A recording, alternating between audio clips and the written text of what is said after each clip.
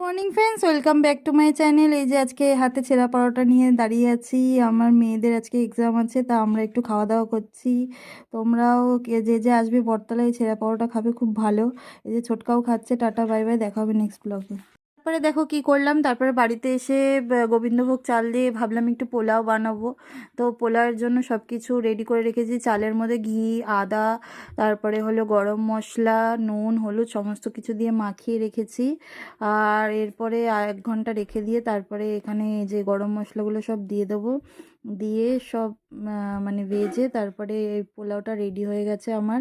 এবার আমি পনিরটা রেডি করবো। এই যে ওখানে পনির হচ্ছে, ফুল ক্রিম পনির আর পোস্ত, কাজু বাদাম, টমেটো, আদা সমস্ত কিছু পেস্ট করে নিয়েছি। এখানে আলুও কেটে নিয়েছি। এই যে আজকে একটু ঝোল ঝোল বানাবো, অতটা মাখা বানাবো না। আর কড়াইশুঁটি দিয়ে করবো এখন, যেহেতু কড়াইশুঁটি উঠেছে নতুন বাজারে।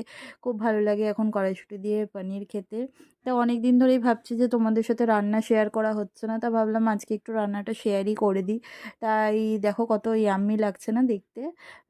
মাটার পানিরটা হেব্বি লাগছে আর দারুণ হয়েছিল কিন্তু খেতে, খুব সুন্দর হয়েছিল। তো আমার মাটার পানিরের ঝোলটা রেডি হয়ে গেছে। এবার আমি আমার বুকে দেব। তো দেখে নাও ফাইনালি কেমন লাগছে ডিশটা। তোমরা কে কে খাবে তাড়াতাড়ি চলে আসো। আর আমার ভিডিওগুলো দেখার জন্য অনেক ধন্যবাদ। আরও ভিডিও আসবে নতুন নতুন, অপেক্ষায় থেকো।